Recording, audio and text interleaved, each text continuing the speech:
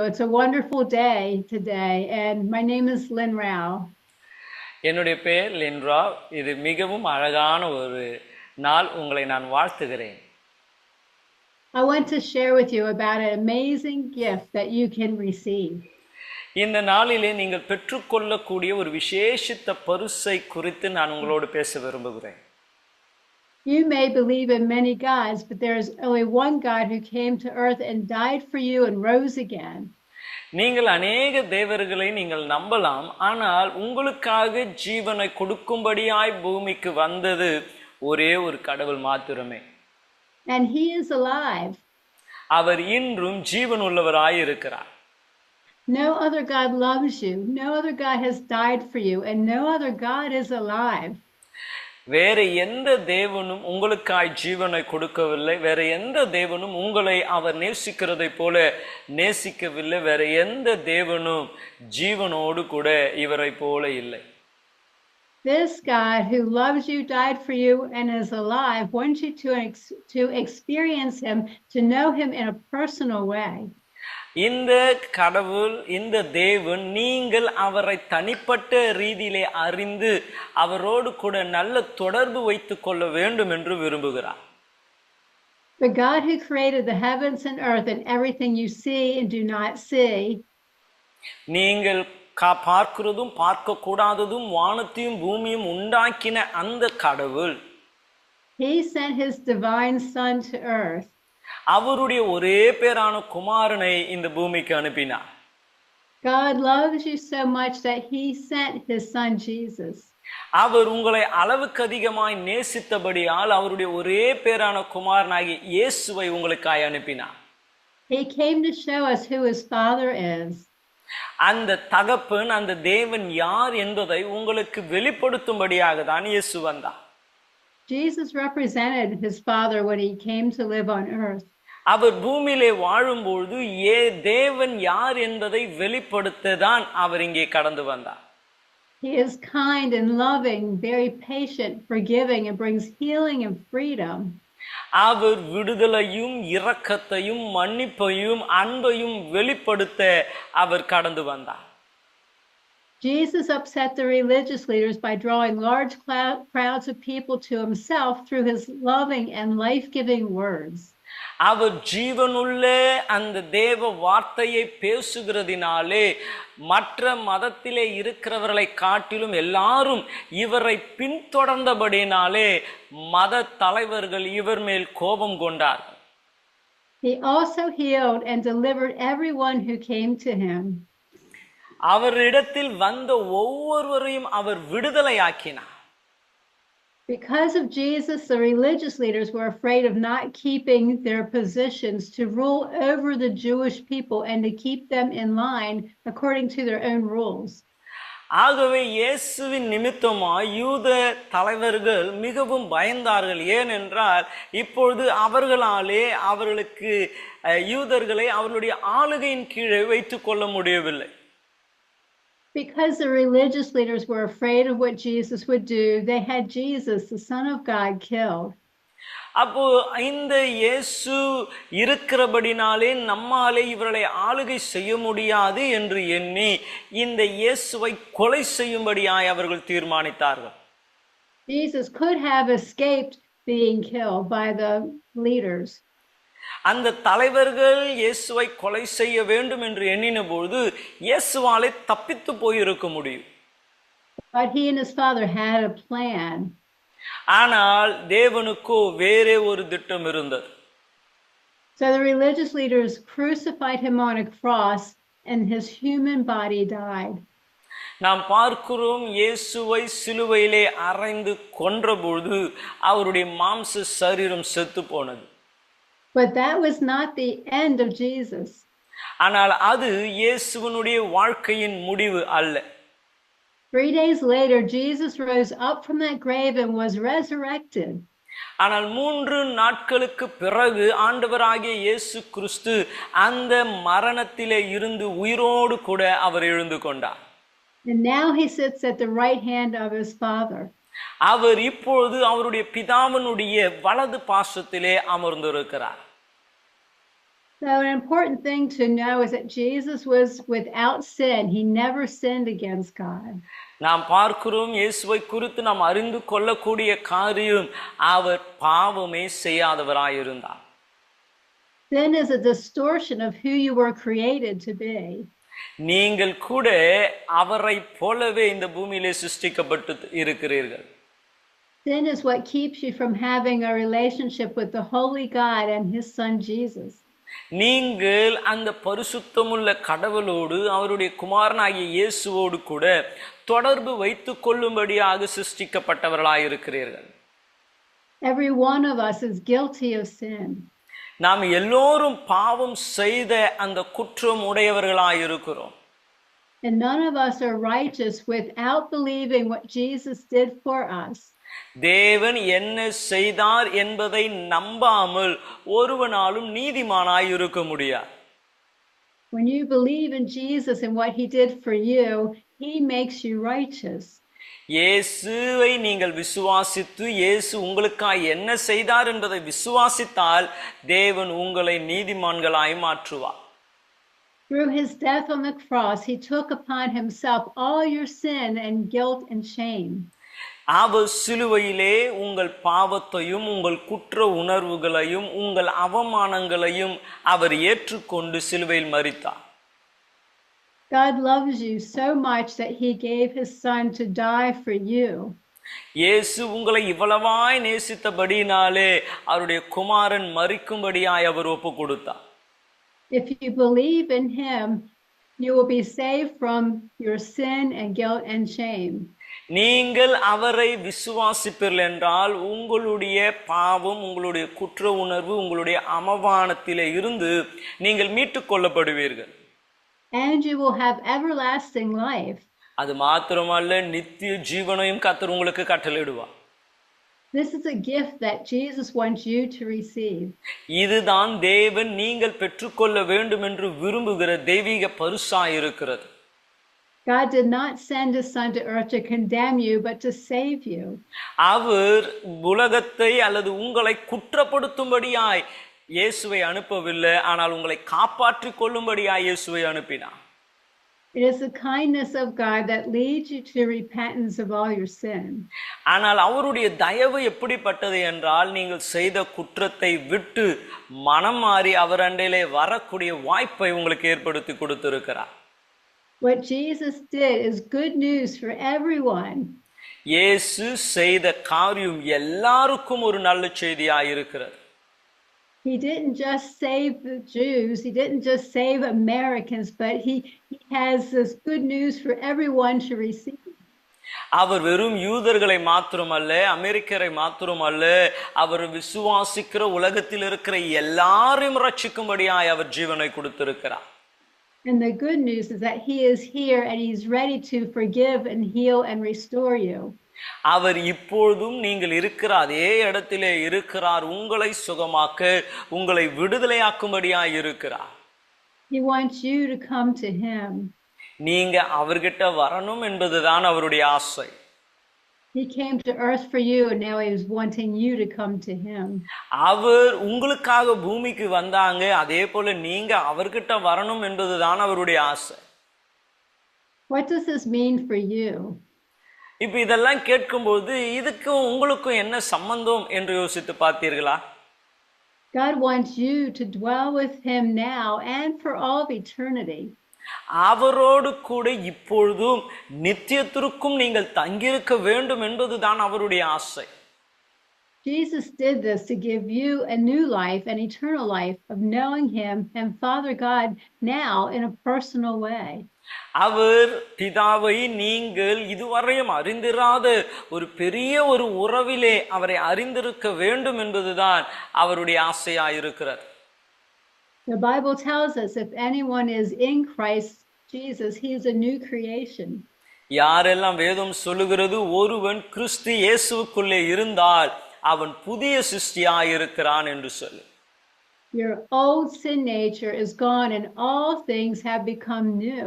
உங்களுடைய பாவ மனுஷன் அவன் மாறி எல்லாம் உங்கள் வாழ்க்கையிலே புதிதாய் மாற்றப்படும். We are made completely new by our faith and our union with Christ. உங்களுடைய விசுவாசத்தினாலும் உங்களுடைய ஐக்கியத்தினாலும் எல்லாம் புதிதாய் மாறும். You become free from the bondage of sin. நீங்கள் எல்லா பாவக்கட்டுகளில் இருந்து விடுதலையாக்கப்படுவீர்கள். He exchanges your sin nature for his righteous nature. உங்களுடைய பாவ சுபாவத்திற்கு பதிலாக அவருடைய நீதியின் சுபாவத்தை நீங்கள் பெற்றுக்கொள்வீர்கள். He transforms your thinking into righteous thoughts, which causes you to want to live for him because of the love you experience with him. அப்ப இனி நீங்கள் பாவத்திற்காக அல்ல, நீதிக்காய் பிழைத்திருக்கக்கூடிய சிந்தனைகளை அவர் உங்களுக்கு கட்டளையிடுவார். It even gets better than that. இதை காட்டிலும் இன்னும் விசேஷித்த காரியங்கள் எல்லாம் இருக்கிறது. Jesus not only came to rescue you and forgive you from your sin, அவர் உங்களை பாவத்திலே இருந்து விடுதலையாக்கும்படி மாத்திரம் வரவில்லை. salvation includes healing from pain, sickness, and disease. நீங்கள் அவதிப்படுகிற எப்படிப்பட்ட வியாதி பலவீனங்களாய் இருந்தாலும் அவைகளை சுகமாக்கும்படியும் அவர் வந்திருக்கிறார். When Jesus was on earth, he went around healing and delivering people from sickness, pain, and disease. வியாதியிலே அகப்பட்ட யாவரையும் சுகமாக்கும்படியாக இயேசு அவர் பூமியிலே இருந்தபொழுது அலைந்து திரிந்தார் என்று நாம் வாசிக்கிறோம். He showed us that he really loves us and wants us to be free of every bondage. நாம் இருக்கிற எல்லா கட்டுகளிலே இருந்து விடுதலையாக்கப்பட வேண்டும் என்பதை அவர் நமக்கு காண்பித்து கொடுத்தார். He came to give us an abundant life. நமக்கு நிறைவான வாழ்க்கையை அவர் கட்டளையிட்டு இருக்கிறார். So his power is here now to touch all who are sick. இப்பொழுது கூட வியாதியா நீங்கள் பார்ப்பீர்கள் என்றால் உங்களை தொடும்படியாய் அவருடைய வல்லமை செயல்பட்டு கொண்டு இருக்கிறது. This is your day to receive a miracle. இது நீங்கள் அற்புதத்தை பெற்றுக்கொள்ள வேண்டிய ஒரு நாளாய் இருக்கிறது. I want to share some testimonies of what Jesus has done to get you expecting that he wants to touch you as well. நான் சில சாட்சிகளை உங்களுக்கு சொல்ல விரும்புகிறேன். அப்பொழுது உங்களுக்குள்ளே ஒரு எதிர்பார்ப்பு உண்டாகும். ஆமா, அப்படின்னா ஏசப்பா என்னையும் தொடுவார் என்று சொல்லி. I remember many years ago when I first came to India. நான் முதல் முறையாக இந்தியா தேசத்திற்கு வந்ததை நான் நினைவு கூறுகிறேன். There were 3 ladies and each of them were deaf and could not hear. 3 சகோதரிகள் இருந்தாங்க. அந்த 3 சகோதரிகளுக்கும் காது கேட்காது. After praying for them, God healed them and their ears were completely open. நான் ஜெபித்த பின்பு தேவன் அவளுடைய செவிகளை திறந்தார். அவள் 3 பேராலும் காது கேட்க முடிந்தது. This is the power of Jesus. இதுதான் ஆண்டவராகிய இயேசு கிறிஸ்துவினுடைய வல்லமையாய் இருக்கிறது. One day I was walking down the street and I saw a man walking with a cane. நான் ஒரு முறை நடந்து போய் கொண்டு இருக்கும்பொழுது தெருவிலே ஒரு மனுஷன் சாவி வச்சு நடந்து போயினே இருந்தார். I asked him why he was using a cane to walk. ஒரு கொம்பு வச்சு நடந்து போய் கொண்டே இருந்தார். நான் கேட்டேன், இந்த கொம்பு என்னத்துக்கு என்று அவரை பார்த்து கேட்டேன். He said he had surgery for a fracture in his leg, but it was still hurting him and his toes were hurting also. அவர் சொன்னாங்க, என் காலில் ஒரு ஃப்ராக்சர் ஆயிடுச்சு, அது மருத்துவர் இடத்துல போய் இன்னும் சரியாகல, வலி வேதனை இருக்கிறது என்று சொன்னார். After praying, both his leg and his toes no longer had any more pain. அப்ப நான் அவருக்காய் அந்த வழியிலே ஜெபித்த பொழுது அவருடைய கால்களிலும் பாதத்திலும் இருந்த எல்லா வலியும் மாற்றப்பட்டது. Jesus healed him and he could walk without the cane. இயேசு அவரை தொட்டு சுகமாக்கினார். இனி கொம்பை பிடிச்சின்னு நடக்க வேண்டிய அவசியம் அவருக்கு இல்லாமல் போயிற்று. Another time I prayed for a man who had back pain for 6 years. இன்னும் ஒரு முறை நான் ஒரு மனுஷனுக்காக ஜெபித்தேன். 6 வருடங்கள் அவருக்கு முதுகு வலி இருந்து கொண்டே இருந்தது. He had to deal with that pain every day of his life. ஒவ்வொரு நாளும் இந்த வேதனையை சகித்து வாழ வேண்டியவராய் அவர் இருந்தார். But while praying for him, God healed him completely and his back had no more pain.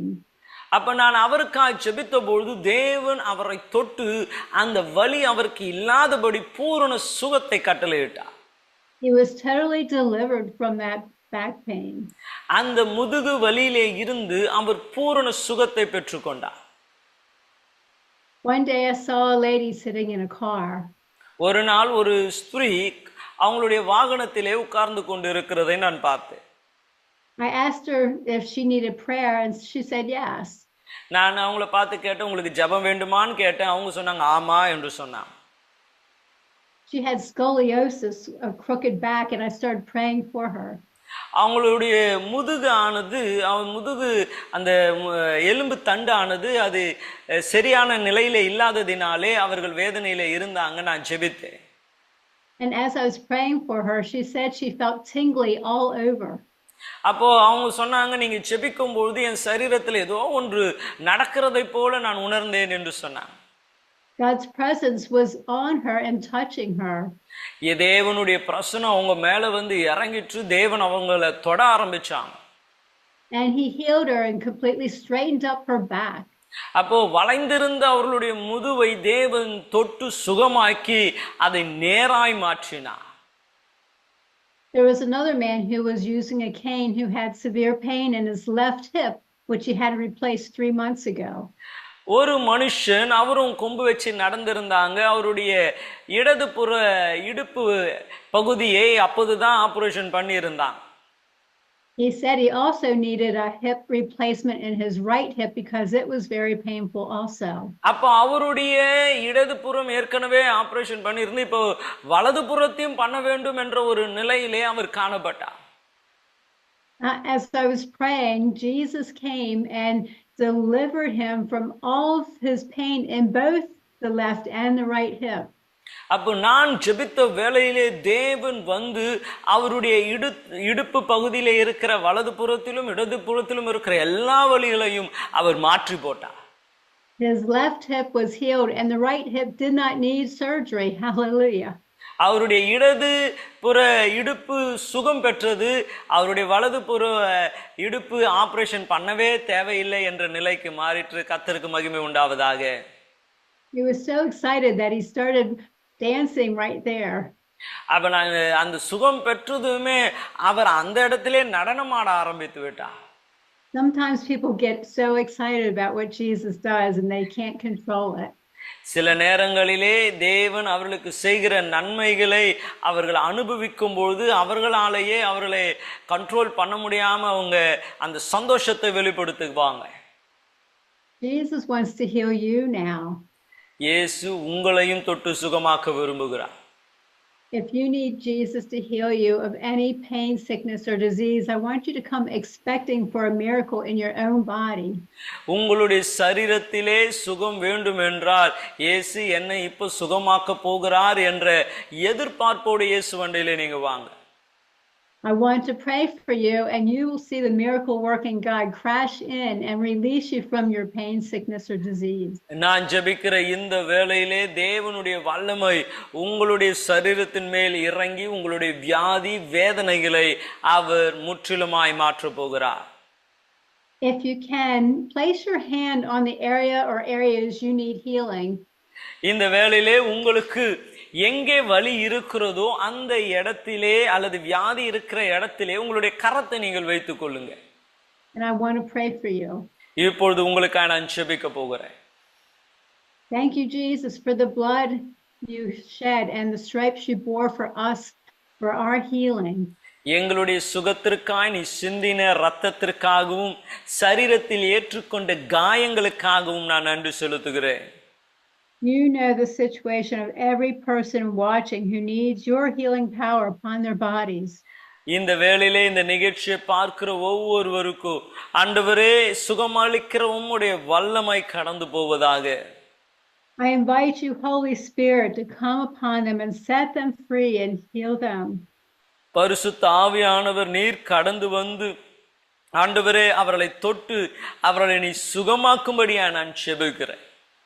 I invite your angels to come and minister healing to them. ஆண்டவரே உம்முடைய தூதர்கள் கடந்து வந்து அவர்களுக்கு ஊழியம் செய்வார்களாக. I bind up every pain, every sickness, every disease and command it to leave them in the name of Jesus. இந்த வேளையிலே எல்லா வியாதிகள் நோய்கள் எல்லா வலி வேதனைகள் சரீரத்தை விட்டு மாறி போய் என்று இயேசுவின் நாமத்திலே நான் கட்டளையிடுகிறேன். I speak to all the pains to leave their bodies to be put in right order in Jesus' name. அவருடைய சரீரத்திலே இருக்கிற பலவீனங்கள் மாறி எல்லாம் நேர்த்தியாய் இருக்கட்டும் என்று நான் கட்டளையிடுகிறேன். I release freedom to each person now in the name of Jesus. இயேசுவின் நாமத்திலே விடுதலையை நான் ஒவ்வொருவருக்கும் கட்டளையிடுகிறேன். So now I want you to check out your body, see how it feels after prayer. நான் ஜெபம் பண்ணிட்டேன், கர்த்தர் உங்களை தொட்டு இருக்கிறார். நீங்க எந்த இடத்துல வியாதி இருக்கிறதோ, எதை செய்ய முடியாமல் இருந்ததோ அதை நீங்க பரிசோதித்து பாருங்க. தேவன் சுகமாக்கி இருக்கிறது அப்பொழுதுதான் உங்களுக்கு தெரியும். If you are having back pain, just move it a little bit and see how it's working. உங்களுக்கு ஒருவேளை முதுகு வலி இருந்துச்சுன்னா கொஞ்சம் நீங்க அந்த முதுகை ஆட்டி பாருங்க. அப்பொழுதுதான் தெரியும் கர்த்தர் உங்களை சுகமாக்கி இருக்கிறார் என்று சொல்லி. If you have shoulder pain, move it around and see. உங்களுக்கு ஒருவேளை ஷோல்டர்ல வலி இருக்கும் என்றால் அதை அசைத்து பாருங்க. தேவன் சுகமாக்கி இருப்பார். Jesus is healer and he's healing your body now. இயேசு சுகமளிக்கிறவர். உங்கள் சரீரத்தை இப்பொழுது சுகமாக்கி கொண்டு இருக்கிறார். Praise your name, Jesus. இயேசுவின் நாமத்தை மகிமைப்படுத்துகிறோம். So there's a decision that I'm going to ask you to make today. இன்னைக்கு நீங்கள் ஒரு தீர்மானத்தை எடுக்க வேண்டும் என்று உங்களை நான் உற்சாகப்படுத்த விரும்புகிறேன். God is calling you to put your faith in Jesus and all he has done on your behalf. தேவன் அவர் உங்களுக்காய் செய்த எல்லா காரியத்தின் நிமித்தமாய் நீங்கள் அவரை நம்ப வேண்டும் என்று அவர் விரும்புகிறார். He loves you so much and wants you to know him in a personal way. அவர் உங்களை அதிகமாய் நேசிக்கிறபடியினால் தனிப்பட்ட ஒரு உறவு அவரோடு கூட இருக்க வேண்டும் என்று அவர் விரும்புகிறார். He wants to give you an abundant life, one of righteousness, peace and joy. அவர் உங்களுக்கு நிறைவான ஒரு வாழ்க்கை, அதிலே சந்தோஷம், சமாதானம், மனமகிழ்ச்சி இருக்க வேண்டும் என்று விரும்புகிறார். The Bible says if you confess with your mouth that Jesus is Lord, வேதம் சொல்லுகிறது உங்கள் வாயினால் இயேசுவை கர்த்தர் என்று அறிக்கை செய்து and believe in your heart that God raised him from the dead, you will be saved. உள்ளத்திலே இயேசுவை அவர் உயிரோடு கூட எழுப்பினார் என்று விசுவாசித்தாலே அவர் உங்களுக்கு ரட்சிப்பை கட்டளையிடுவார். It is with your heart that you believe in what Jesus did for you. இயேசு உங்களுக்காக என்ன செய்தார் என்பதை இருதயத்திலே நீங்கள் விசுவாசிக்க வேண்டும். And when you confess it outwardly, Jesus will save you from eternal damnation. நீங்கள் அதை வாயை திறந்து அறிக்கை செய்யும் பொழுது நித்திய அழிவிலே இருந்து அவர் உங்களை ரட்சித்துக் கொள்வார். And you will receive a newly transformed life. அப்பொழுது நீங்கள் முற்றிலும் புதிதான ஒரு வாழ்க்கையை பெற்றுக்கொள்வீர்கள். He wants to forgive you and give you a powerful life. அவர் உங்களுக்கு ஒரு வல்லமை உள்ள வாழ்க்கையை அவர் கட்டளையிடுவார். The Spirit of God will dwell within you. உங்களுக்குள்ளே பரிசுத்த ஆவியானவர் தங்கி வாசம் பண்ணுவார். He will help you to walk with Jesus every day. ஒவ்வொரு நாளும் இயேசுவோடு கூட வாழக்கூடியதை அவர் உங்களுக்கு கற்றுக் கொடுப்பார். This is an incredible gift. இது உண்மையாகவே ஒரு விசேஷித்த பரிசு. Will you receive it? நீங்கள் அதை பெற்றுக்கொள்ள ஆயத்தமாக இருக்கிறீர்களா? We ask Jesus to be your Savior and Lord. இயேசுவை உங்கள் இரட்சகராகவும் கர்த்தராகவும் இருக்கும்படி அவரிடத்தில் கேளுங்க. He wants to remove the bondage of sin in your life and give you his righteous nature. அவர் பாவ கட்டுகளிலே பாரத்திலிருந்து உங்களை விடுதலையாக்கி நீதியாய் பரிசுத்தவானாய் வாழ அவர் உங்களுக்கு உதவி செய்வார். He will give you a new way of living that will amaze you. அவர் உங்களை புதிய வகையிலே அவர் உங்களை வாழ செய்வார். உங்களுக்கே ஆச்சரியமாக இருக்கும். Will you receive the amazing gift of salvation and let him be Lord of your life? அவர் இந்த ரட்சிப்பை உங்களுக்கு கொடுக்கத்தக்கதாய் தேவனே நீர் எங்களுக்கு கர்த்தராயிருங்க என்று அவரை ஏற்றுக்கொள்ளுங்க. I want to ask you to pray this prayer with me and after me. எனக்கு பின்பதாக இந்த ஜெபத்தை என்னோடு கூட நீங்களும் சொல்ல உங்களை நான் உற்சாகப்படுத்துகிறேன். Jesus, I am aware of you dying on the cross for me. இயேசுவே நீர் எனக்காய் சிலுவையில் மரித்தீர் என்பதை நான் விசுவாசிக்கிறேன். Help me to believe what you have done. நீர் எனக்காய் என்ன செய்தீர் என்பதை விசுவாசிக்க எனக்கு உதவி செய்யும். I choose to believe that you died and then you rose again and are resurrected. ஆண்டவரே, நீர் எனக்காய் மரித்து அடக்கம் பண்ணப்பட்டு மூன்றாம் நாள் உயிரோடு எழுந்தீர் என்று நான் விசுவாசிக்கிறேன். I believe that you came to earth and died and rose again to save me from all my sin. நீர் எனக்காகவே இந்த பூமியிலே வந்து மரித்து பாவ கட்டிலே இருந்து என்னை விடுதலையாக்கினீர் என்று நான் விசுவாசிக்கிறேன். I'm going to thank you right now for forgiving me for all that I've done that was not of righteousness. நான் செய்த எல்லா பாவங்கள், எல்லா தப்பான காரியங்களை நீர் இப்பொழுதே எனக்கு மன்னிக்கும்படியாய் நான் வேண்டுகிறேன். I receive your forgiveness for all my sin.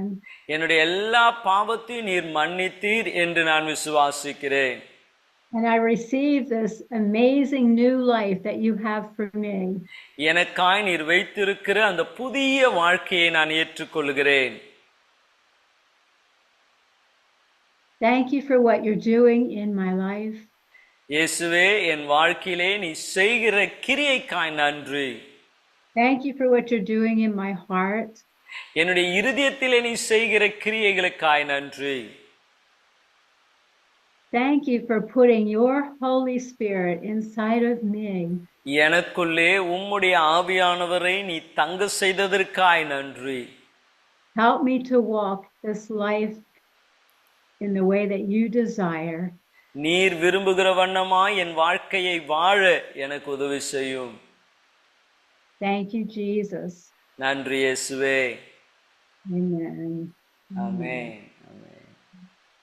If you ask Jesus to come into your heart and your life, I would suggest that you call the phone number on the screen and have someone pray with you and help you in this walk with him.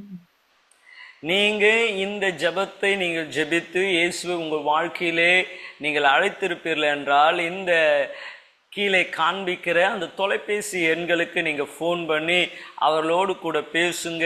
அவர்கள் உங்களுக்காக ஜெபித்து ஆலோசனைகளை சொல்வார்கள். Praise the Lord. May God bless you. கர்த்தருக்கு மகிமை உண்டாவதாக. கர்த்தர் உங்களை ஆசீர்வதிப்பாராக. Thank you. Amen. நன்றி.